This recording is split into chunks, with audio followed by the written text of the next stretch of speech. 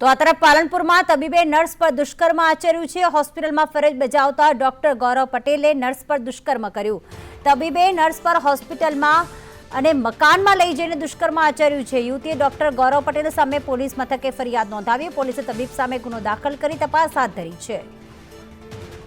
ધવલ જોશી અમારી સાથે જોડાઈ ગયા છે। ધવલ, જણાવશો કેટલા સમયથી આ રીતે નર્સ ત્યાં ડોક્ટર પાસે કામ કરતી હતી? કેટલા સમયથી તેની પર આ દુષ્કૃત્ય આચરવામાં આવ્યું હતું?